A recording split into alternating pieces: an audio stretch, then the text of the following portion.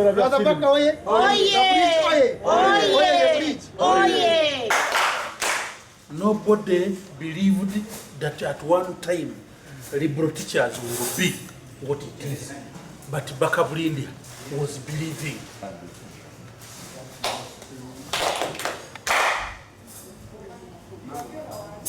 The gentleman you see here, after our first delegates conference, he told us, look for somewhere and you get an office, be somewhere.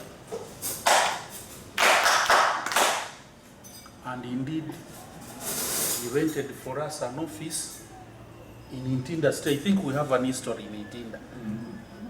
He rented for us an office on a flat up there.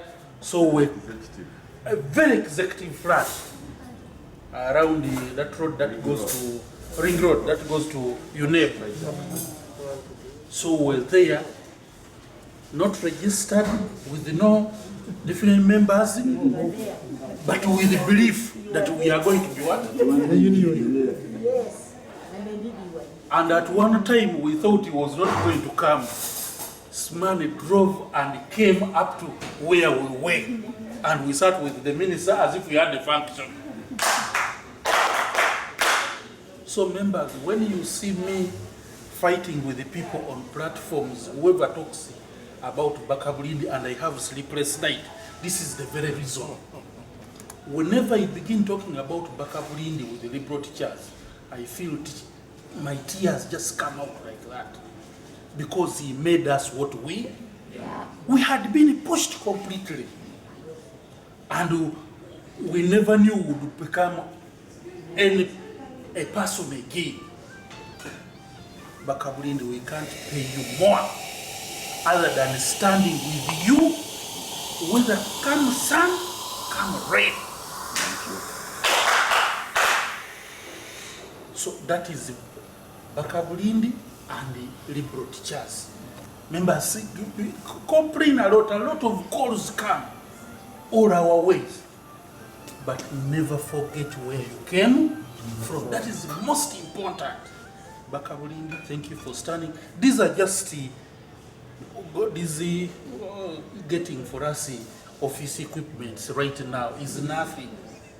Is completely what? Nothing. But the foundation, where did we come from? We came from the hands of Bakka.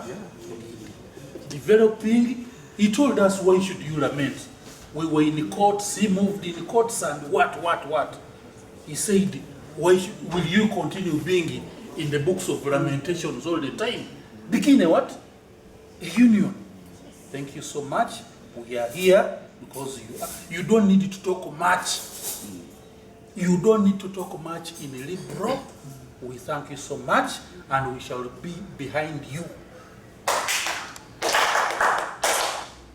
Is securing the future of the labor movement. When you are securing the future of the labor movement, that means there is something wrong that you need to acquire or to make it right. Because we are looking at the structures of the labor movement. Are they shaky or not? Are they strong as they used to be? When I talk about the structures, I'm meaning the unions and the centers. I'm looking at the external forces that is infiltrating the labor movement. Are the investors, government, employers, for the workers or not? I'm looking at the strengths of the trade unions, and that is number. Is the number dwindling or increasing? I'm looking at the labor laws that we passed.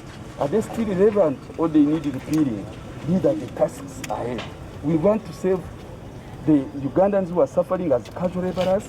We want to save Ugandans who are suffering as migrants. Are they protected? When I look at the Employment Act, by the time we passed it, we were not thinking about that we shall be having a bigger number of immigrants. They need to be now incorporated in our tasks that we need to solve. We don't need to look at the number of the casuals. Majority of the investors now are casualizing the labor. And when you casualize the labor, you mean that person is missing a lot of benefits, like terminal benefits, health insurance, and activities that are always gratuity given to the permanent workers. So when we look at all those, I'm seeing the future of the workers that need some people like us who can go and debate and amend the required laws. that can save the workers, recruit for the workers, make the relevant laws that will make them stand, and their visibility that can be recognized all over the country. That is what is contained in this manifesto. In fact, this manifesto of mine is divided in three pieces. The first piece is who is Bakkabulindi. You have to know the person you are packaging. The second piece, why Bakkabulindi? You have to look at the achievements that he has done.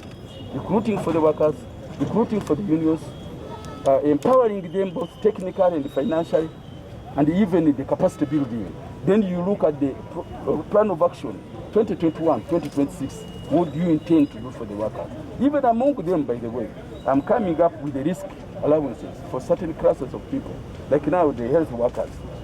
We are having a lot of patients dying simply because these people are not properly motivated and protected.